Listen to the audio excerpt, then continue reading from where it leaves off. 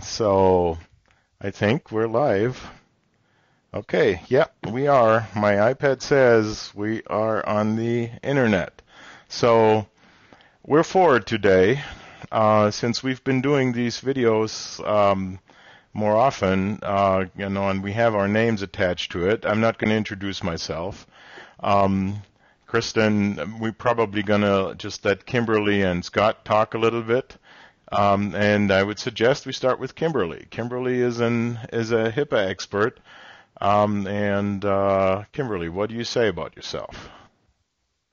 Hi, my name is Kimberly Shutters. I run HIPAA for BAs, or HIPAA for Business Associates Facebook group, and I am very happy to be here. Thank you for inviting me. Scott, what do you say about yourself? My name's Scott Harvey. The company's called Cosmetic Funnels, and we've been around for almost 11 years now. And I've been wanting to be in this business ever since I saw my mom manage a large plastic surgery office back in the 80s, and have kind of wanted to be around it ever since. And so that's where I ended up. So you do plastic surgery marketing, right? Yes. You're also pretty famous because you are a moderator for Perry Marshall, right? I do moderate the group, yep. And Perry Marshall is a famous marketer, right? He's the godfather of AdWords, I think, is one of his main titles. wrote the book on AdWords about 15 years ago. So what we wanted to talk about today is a little bit about something that we have noticed not a lot of doctors realize, and that is that there is more to HIPAA compliance than meets the eye. And we are going to start with websites, because one thing that we have noticed is that websites don't seem to be HIPAA compliant. And the other day we got a response from somebody doing medical websites who said websites don't have to be HIPAA compliant. Kristen, you got that response, right? I did, yeah. I was doing an audit for a practice owner to help them understand where they're out of compliance with their website and maybe even like their Facebook page. And in the process of doing so, I could see who had actually done their website. And so I went to their website to see how they bill themselves as medical website designers. And I was pleased to see that they offered a business associate agreement. So I kind of got excited because we don't find medical website designers often. It's like a needle in a haystack who actually understand that HIPAA plays into what they're doing. And so I dug into it further because I wanted to do my due diligence and understand what they're doing to be HIPAA compliant, because a business associate agreement, as we all know, is not the be-all, end-all of compliance. And in the process of talking with the gentleman who owns the place, unfortunately, he has no idea what it means to be HIPAA compliant. So the business associate agreement is really just a marketing ploy, I guess, to satisfy the question that probably some practice owners are asking is, will you sign a business associate agreement? So once I kind of dug into it a little bit and realized he had no idea what it meant to be compliant, he didn't have any of the documentation, he couldn't explain to me how he was compliant. It was shocking and it was disappointing. And I told him basically that I was really excited when I first saw that he was offering the BAA, because he would have been one of few that was doing the right thing. But digging into it now, I realized that it's more of a marketing technique, and I basically encouraged him to stop doing it immediately and to talk to a lawyer. So this is unfortunate, because this is a guy who does websites for medical practices for a business. This is his job. This is what he does. And there's a whole lot of docs out there that are... Now, Scott, when you do websites for doctors, where do you go for finding the suppliers? Before I saw the light or after? Well, tell us. Do you see the light?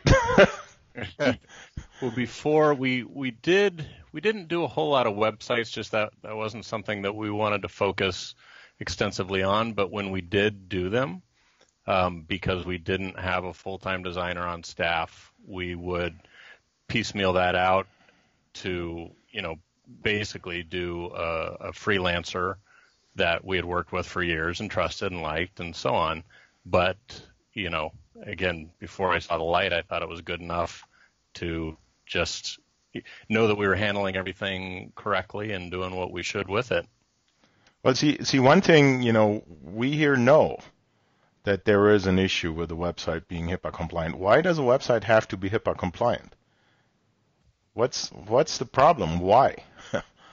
Well, so it goes back to what we've been, teaching people now for a while, which is that protected health information and HIPAA rules cover past, present, and future patients. And so in the context of a healthcare provider's offer for service or product, if I'm giving my contact information, say my name, email, phone number, things like that, in that context, that's protected health information. So most practice owner websites have things like contact forms on there. Contact us, right? Great, awesome. Or they might even have a chat option.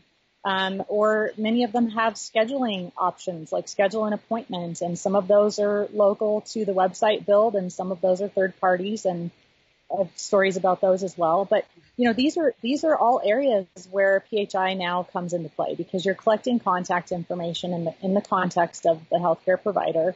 And so from the moment it's collected, from the moment they hit submit, everything that happens after that all falls under HIPAA.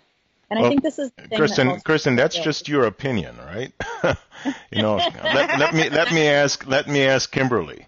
Kimberly is also an expert on this. Kimberly, what's your take on this? I second Kristen's motion.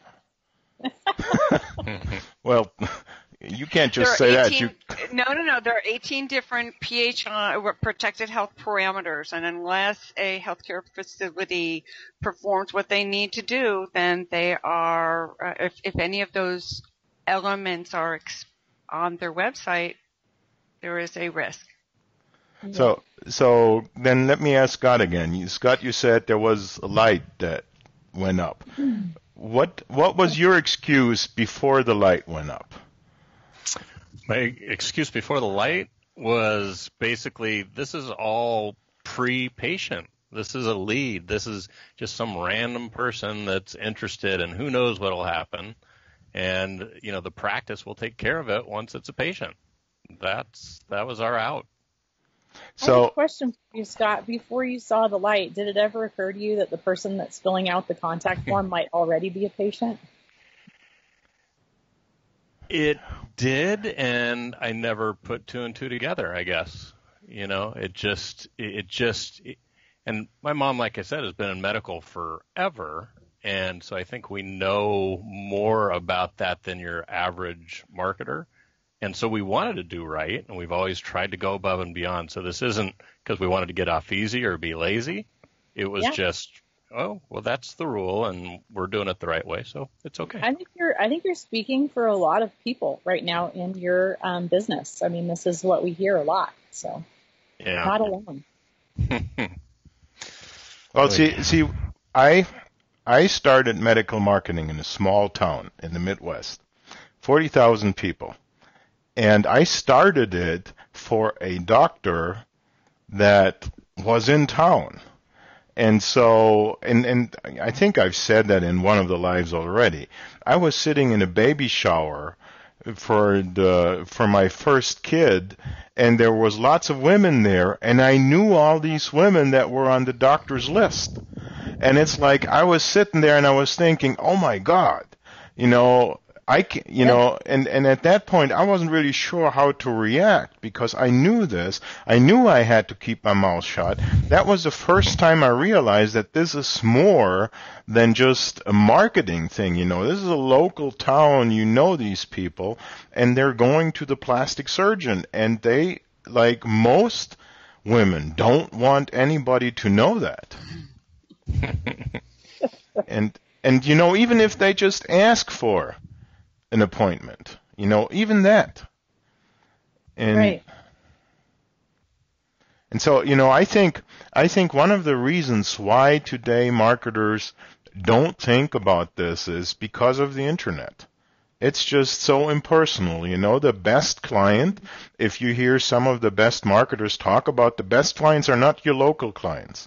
The best clients are the clients that are a couple of 100 miles away because they feel like they're hiring better service if they take somebody out of town. If they take somebody in town, they always want a discount.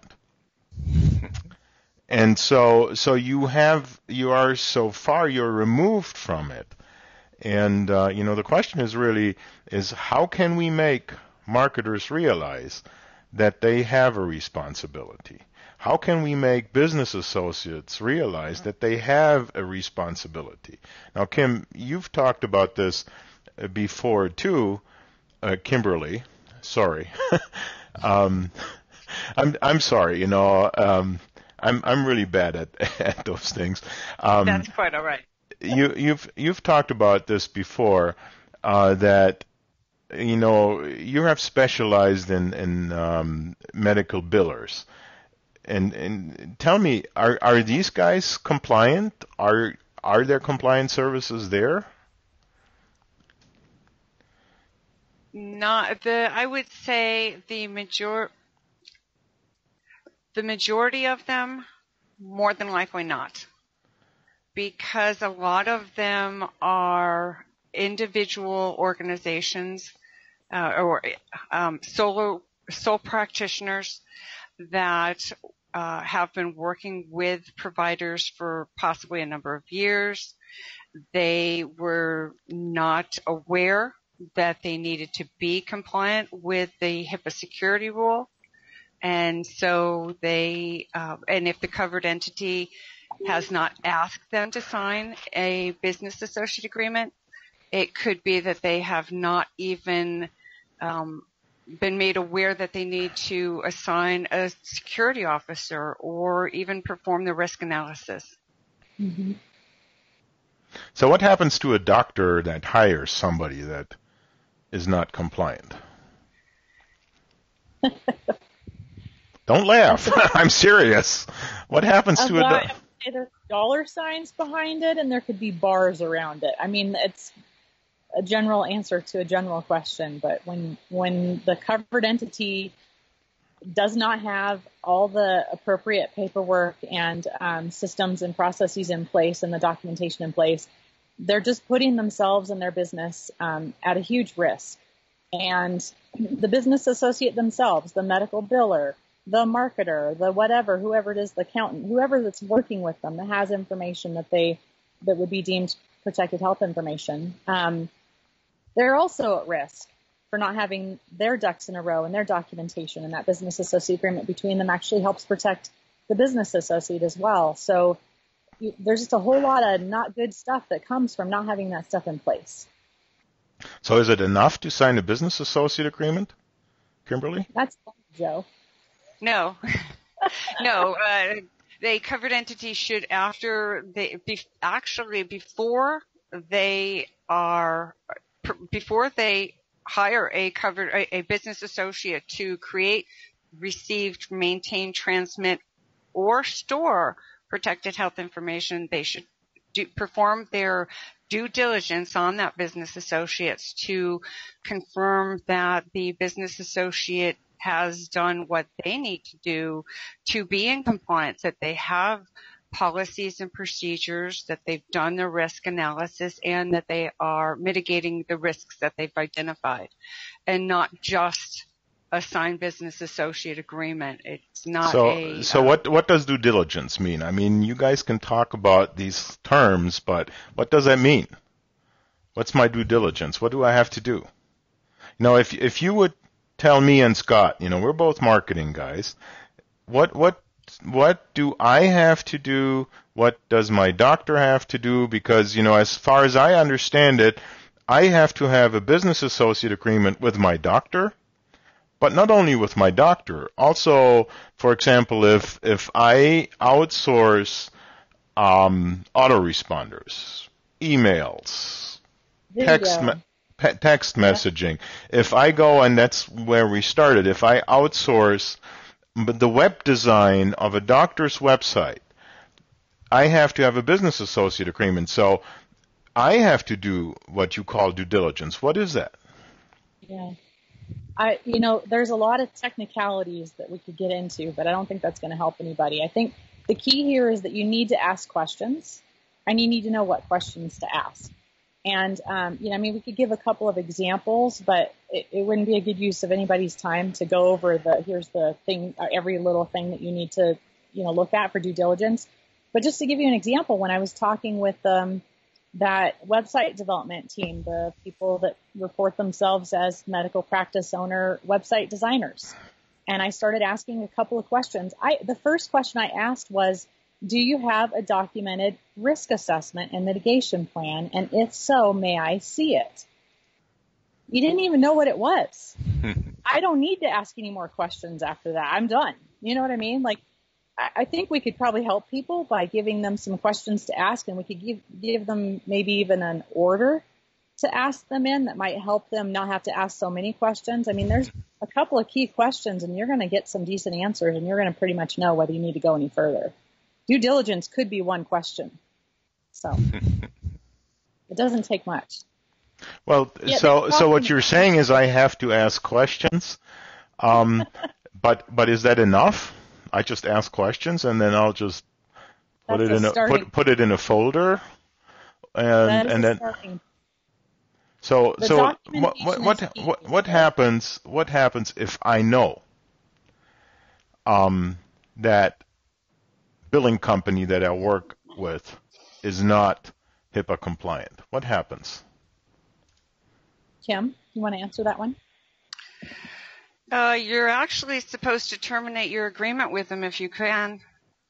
And in some areas, in some rural areas, that might be almost impossible if you think about it, because there's no one else in the community that will do what you need them to do. So what happens if I can't terminate? Then you try to work with your business associates to get them into compliance, and that's what I recommend covered entities to bring their business associates into their training. So that way you know what they're being trained. You're training them. You know how they're training because you're doing it. Yeah. The key here, though, is if you're going to work with a non-compliant business associate, you also have a requirement to report that. They're non-compliant. You need to report it. You can't just go about your merry business and go, well, I'm going to keep working with this person. I'm not going to say anything to anybody. You need to document your decision-making process, what got you to the decision that you actually made, what you're doing about it in terms of how close you can come to being compliant. You can't just say, well, oh, bummer that my billing, my coding person's not compliant and there's nobody else around that I can hire. So, I'll just not worry about it. That's not the answer. You have to do everything you possibly can to be as compliant as possible. And, frankly, Scott, do you realize what she's saying there? She basically says if you are non-compliant and you work with a doctor, the doctor has a responsibility to report you to the government. Yeah. Well, you're basically... How does that make you feel? Yeah. Very glad that I found you guys to start, seeing the light and moving in the other direction, because it's terrifying. Yeah. So, there's people out there that are going to find out, oh my gosh, I'm working with my marketer or whatever business associate, and wow, we are doing this non-compliantly. So now what's the next step, right? I'm not saying call up, Department of Health and Human Services and tell them all your woes. I'm saying you now need to start the process of getting things in check. And it's not just a situation where you go, oh, it's non-compliant and there's nothing I can do about it, so I'll just keep doing it. No, there's obviously some steps that you need to take. At minimum, if you're a marketer and you're doing lead generation, that's PHI. We've covered that multiple times. And if you're just now discovering that that you fall under HIPAA, and now you need to go talk with all your medical practice clients about this, which is good. That's a good thing. That's not necessarily a breach, but it is at minimum impermissible disclosure, and it needs to be addressed, and it needs to be documented how you addressed it. And you need to show that you've done everything you possibly can to bring yourself into compliance. And if you run into a situation then the government is going to look at how you handled that. What due diligence did you apply to identifying what the correct compliance next steps would be, and how close were you able to come to those? And the ones you couldn't meet, what did you document about why you weren't able to meet those, or why you made a decision not to meet them? And that's the best advice that we can give you. But ultimately, frankly, if you're working with a business associate that you now realize is not compliant, and you're not going to be able to get that relationship into compliance, you really should be looking for another alternative. There's not, I think, Kim, and I'm just asking because I don't know. I'm not in medical billing or coding. I'm a nurse, and so I know what you're talking about. But if I'm in a small town and there's the one girl that can do this, I mean, can I not outsource this remotely? Oh, very much so. And, remotely, right? Yeah, and yes, you can outsource this. So I don't think I can't think of a situation where somebody can say, well, I'm in a small town and therefore this is what I'm stuck with. Because we're in this day and age now of the internet. So I think there's probably a multitude of options out there for people who find out that they're working with a non-compliant business associate and don't have a way to bring that into compliance. There are definitely some other options, but I would say staying with that relationship is probably not your best option. You're just asking for trouble. Willful neglect. Mm-hmm. Absolutely, which is tier 3.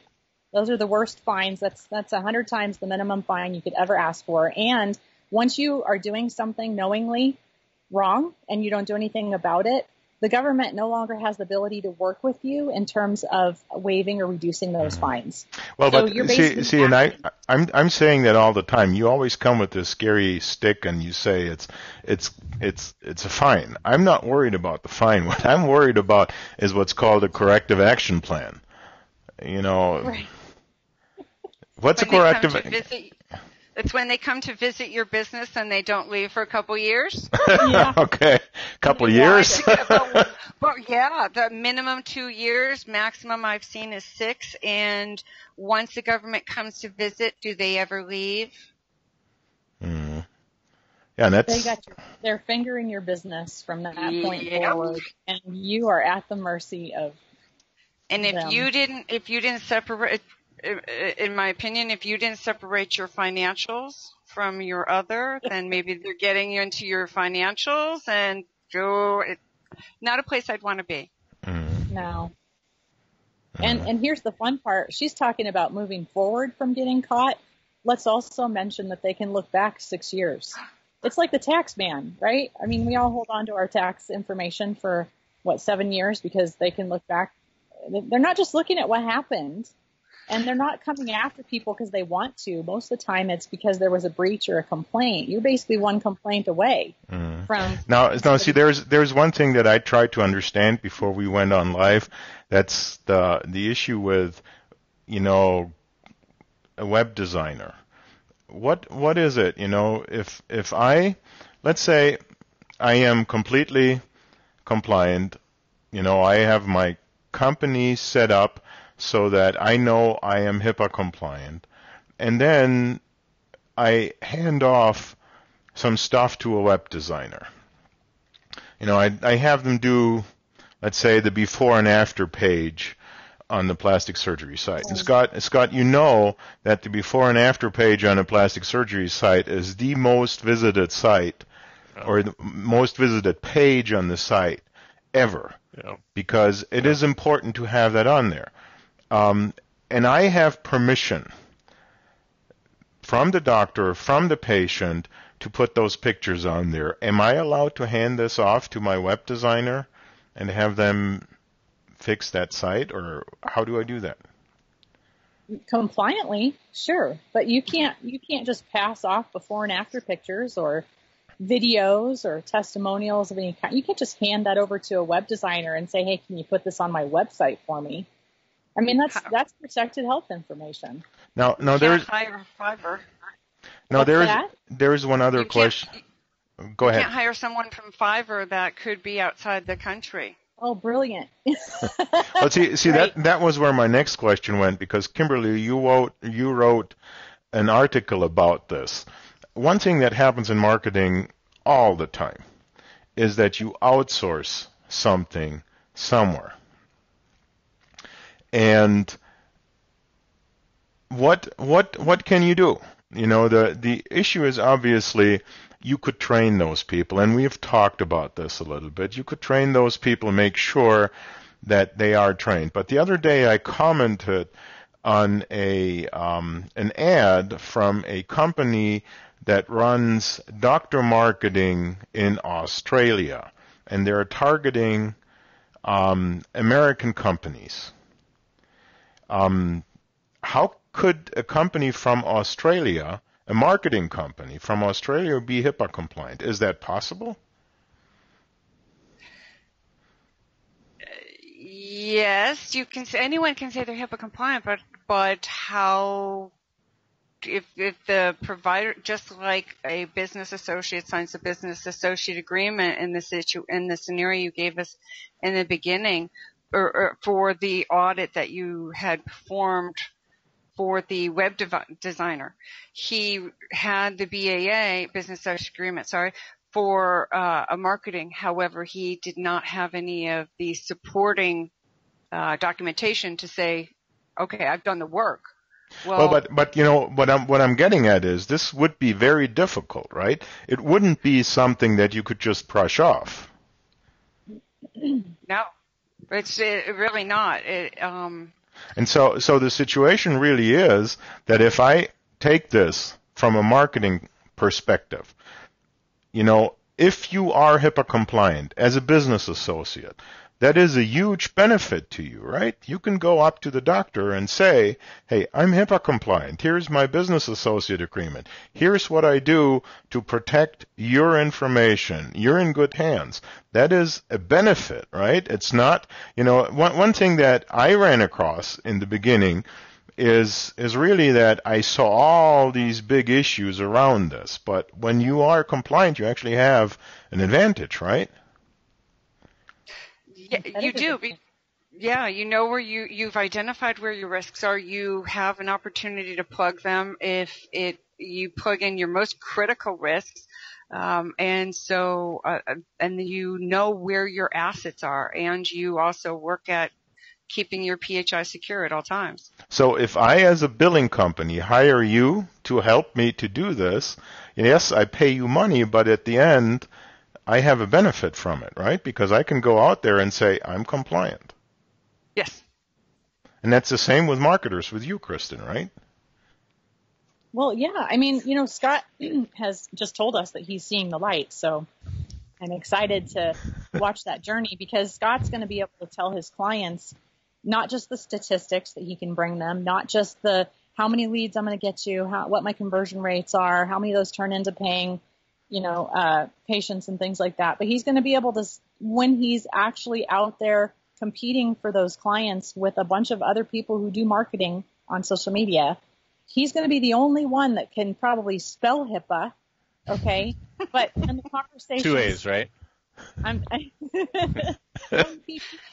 It's a joke. It's just a HIPAA joke. There's so many misspellings out there, but, Microsoft doesn't help us. But anyway, but you'll be able to stand there with 10 people lined up, all trying to get the same client, and say, yes, all things considered equal, I also can offer you a compliant way of doing this without breaking your marketing. Mm.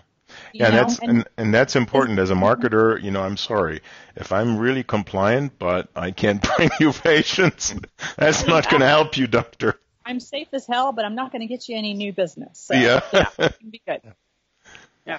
And I think that's when you look at what marketing companies are worried about, that's what they're worried about. Yes, there is this feeling in your stomach that, oh no, I'm not compliant, but then the second thought is really, can I still provide the benefit that I'm promising to these doctors? Because truth be told, if you go and watch my webinar, I say this as my goal is to add $1 million to a plastic surgery practice, and I can do that in 18 months if the doctor is the right client. And if I have to quit promising that, then I have to change my entire business model. Fortunately, and thanks to you, Kristen, I have noticed that even though my feeling about compliance wasn't 100%, that what I'm doing is actually pretty good. as compared to what others do in the market. Yay. And you can hold your own in a conversation with a doctor who wants to talk about HIPAA. Yeah. You know, I mean, nobody else is going to be able to do that. There's just not, there will be, because that's what we're trying to do, is educate marketers not only on how to, you know, save themselves, save their clients from all the crap that could come their way, but more importantly, and let's be honest, it's important, is the money side of things. And so if we can equip marketers, web designers, you know, billers and coders, whoever it is, if we can equip them with the ability to not just do their job and do it excellently, because that's what they do already, that's not us, but now go out and do it compliantly, they have one more way that they can get the business in that nobody else can do. So when Scott's out there, you know, trying to get the same client that, you know, 10 other marketers are trying to get, he'll be the only one that can have that conversation in a way where the doctor goes, wait, what? And you have their attention in a different way than all the other marketers, because let's face it, they're getting hit left and right by people just like you who want to do their marketing. Yeah, and you know, and we've talked about this, you know, this free trial mentality. You know, you can have a week of free marketing is really marketing. Yeah. free risk assessment. Let's see if we get caught in the week. Anyhow, and you know, Kimberly, I just want to reinforce that for your business associates too. You know, what the tendency really is that you look at, oh, it costs this amount of money to hire this expert. But when you look at it, you know, this is the long-term view, and that's what I've been trying to say all along. You know, you got to quit this seat or fly by the seat of your pants style of business when it comes to these issues that are so heavily regulated. You know, we all, as marketers, would think it would be good to not have any of these issues. But it is the way it is. And so when I look at this company from Australia that is trying to get clients here in the U.S. and the complexity that they have to be compliant, or there's another company that's from Canada. It's the same situation versus being local in the U.S., being a local marketer, or being a local billing company, or being a local accounting firm. You know, it is a huge benefit to actually have this compliance on your side, right? Oh, I completely agree. Every week I write a new article, Know the Rules, and try to share with my clients and my audience. And I tell them at the end of each and every article that covered entities and business associates need to understand that your patients are entrusting you with their most private and intimate details, and they expect it to remain secure. And besides, it's their practice, their patients, and their reputation, and ultimately their legacy. Yeah, like the doctor we talked about last week, Kristen, right? You know, it's like, okay, maybe he doesn't have to be compliant, but flaunting the issue of, hey, I don't care about patient privacy, that's not a good marketing thing. No, I mean, and he was talking to you as a prospective patient, and his words still kind of flame in my brain a little bit. He said, I don't have to be HIPAA compliant. Yeah. And I'm thinking to myself, wow, I think you just lost a potential patient. I mean, why would you say that to somebody? Even if you don't fall under HIPAA, there are other privacy laws that play in to such a degree of detail that you might as well be HIPAA compliant, because it all kind of goes together. But to basically tell a patient that you don't have to be HIPAA compliant is the same thing as saying, I don't really care about your privacy. Guess what? I don't really care to see you as a provider. Yeah. Moving on. Yeah. Okay. Well. And to emphasize that, the wiser patients get on the importance of securing their information, no matter who has it, and they're becoming more aware of asking, what are you doing with my data? Or what will you be doing with my data? It's imperative that organizations follow the rules. Yeah. whether it's HIPAA or whatever state laws are required. Yeah. Because we're a complaint-driven society.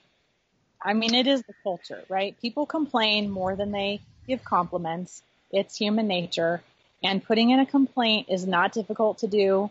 You just type in a HIPAA complaint, or, you can Google search it however you want to. You're going to find it really easily. And it's like a 5-step simple process with very little information that's required. And you can do it anonymously. So people are not stupid. They know that, filing complaints, grievances, I mean, they do it all day long on their reviews and testimonials, don't they? I was just reviewing a hospital Facebook page, actually, and I'm appalled at the number of negative reviews that are on there. Not just the number of negative reviews, because that's a business issue, okay? But can we just do one recommendation, one real good recommendation for any medical practice is switch off the messenger button on your Facebook page, right? Turn off Messenger or you're going to lose your Facebook account. That's not even all HIPAA. But the bigger thing is, why are you keeping reviews on your Facebook page? This page was like a 3.1 out of 5, and it was almost half of those reviews were negative, and I'm talking like big time negative. And then the practice was getting in there and talking back and forth with the person who wrote the review. And I know. This is how I've been all morning. Right away, I'm. And Kim, it wasn't just a tiny little one doc practice. It's a hospital. I'm sorry. Well, let me ask Scott this. Scott, in marketing, how important are reviews and testimonials? Never heard of them. What do you mean? Like a site called Yelp or? Yeah, I mean, everything is about social proof, right? People want to identify with somebody just like them, see what they're saying about a practice. So, I mean, it's paramount. It's huge. Yeah, it's what other people that don't have a stake in it are saying, as opposed to what a doctor's saying about himself, or the marketing company or their publicist is saying about him. It's everything. See, and when you look at it, is the majority of people don't make a decision until they see that somebody else had a positive experience. That's just the way it is. True. I was looking for a dentist recently, and I live in a tiny town. There's only 3 dentists to choose from, and I did everything I could to read every review I could find in every place on the internet I could find reviews, and I based my decision on that initially, and then I figured I would further base my decision on my own personal experience. But it's huge, and we're not saying you can't use as a marketer those very, very important techniques. They're absolutely necessary. We're saying use them compliantly.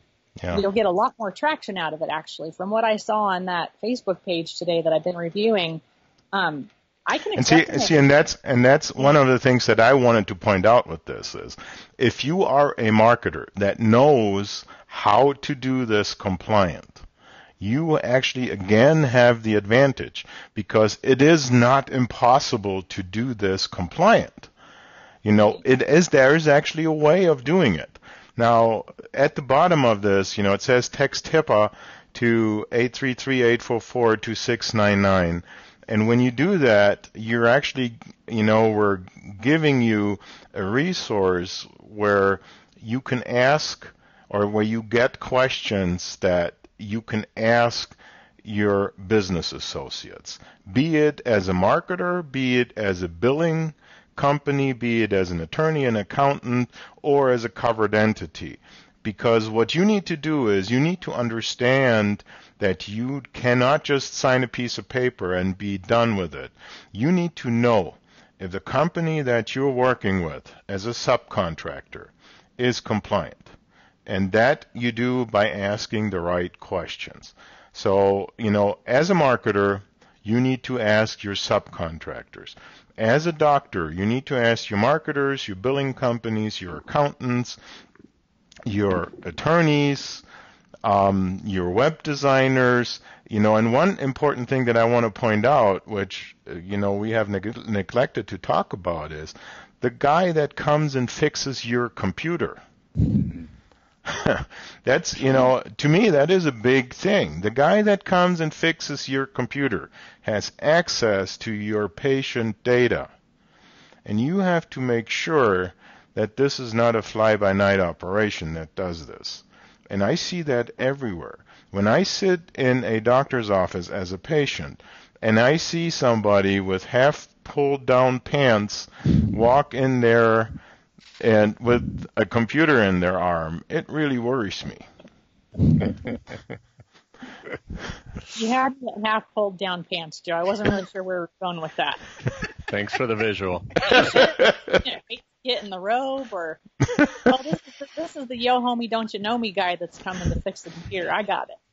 Well, the issue is that the best guys fixing computers are geniuses, and they don't like to comply with anything. Actually, Kim, I'm totally flying off the top of my head right now, but there was a HIPAA violation just recently, I want to say in the last 2 or 3 weeks, that came across where it was an IT support business associate, I think. Is this ringing a bell with you? They were IT support. They came in and they were fly by night. They weren't there to just do IT support. They were there to gather intel and use it in an inappropriate way. Ouch. I wish I could remember who that was, but I just saw it recently. Well, I'd have to go back and look because it's not jogging my memory, but there are so many different cases. Yeah, they can make a lot more money with that patient data than they ever could helping you with your IT problems. Very much so. Yeah. Well, it's one thing that is surprising. I have, for my clients, become a trusted source when it comes to IT. I originally come out of IT. And, the question is always do you want to hire somebody that doesn't know, for example, I have lots of doctors that like to walk into Best Buy and get a computer. And Best Buy has this, what is it, Geeks something? Geek Squad. A Geek Squad computer service. They are not HIPAA compliant. Realize this. They are not HIPAA compliant. Your nephew is not HIPAA compliant if you ask him to come in on the weekend and hook up your hardware for you or configure your router. Yeah. One that often gets misconfigured or inappropriately configured is the AWS. Yeah. Amazon. Yeah. Mm-hmm. So there are IT security is not an easy element to. Yeah. Yep. Okay, I think we're 40 minutes in. 42 minutes and 58 seconds. Do you want to talk more, or should we call it a day and say till next time? I think we've given a ton of information, and I think that people probably have some questions, and we definitely want to help answer those questions. So the best way that we can probably end this is by directing them to text HIPAA to the number that's on the screen. Kim, if you could throw your link into your Facebook group, I'll do the same. We'll put our link in, Joe, for the practice owner side of things. Make sure that we're getting people the right support and that we're finding out from them what they feel like they still need to know so we can direct our next lives in that way.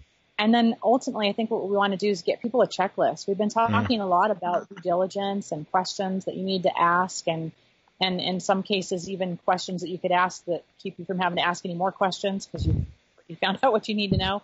I think if we could provide people with a checklist of some sort, that would help them know how to do due diligence in situations where they're trying to hire a business associate. And, my expertise obviously is around web designers and marketers, how to hire those. So we could do something like that. That'd probably be the best thing that we could possibly do at this point. I'm so glad you asked, in perfect timing, because let me steal the platform. I'm sorry. I normally wouldn't do this, but now that I dyed my hair red, hey, I'm being really bold now. I recently wrote an article titled as "Are Your Business Associates Putting You at Greater Risk?" And I am putting it into an ebook, and I'd like to work with Kristen and Joe offline and see if we can put something together with the checklist, a short checklist to get you guys started, and see if we can offer it to the group. Yeah, that would be awesome, great. Kim. Super resource. Yeah. Okay, good. So, again, if you have any questions, if you follow the instructions, there is this phone number somewhere below here. You actually have to give us real information, otherwise we can't email you that checklist or the ebook.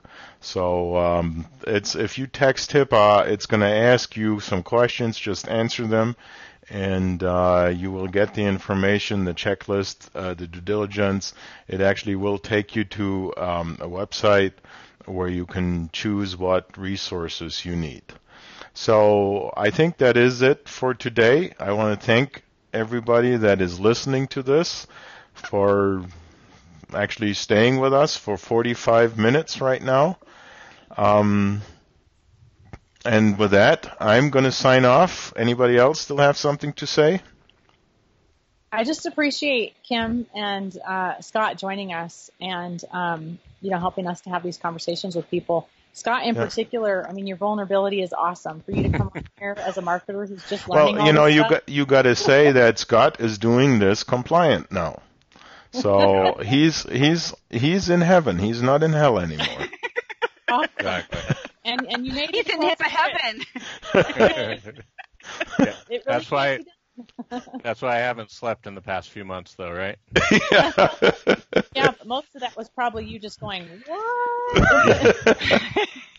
The rest of it wasn't so hard. That was the first 89 days. But the good thing is we now have somebody that can do good marketing for plastic surgeons. Now we just need to find somebody who does this for dentists, who does this for chiropractors, for orthodontists, billing companies. If you're a good marketer already for one of those niches, and this is of interest to you, so maybe give yourself a little bit of peace of mind and a competitive advantage, please let us know. We would love to talk with you. Okay, and that's it for today. Absolutely. Thank you, everybody. Thanks for having us. And Thank you very much for having me.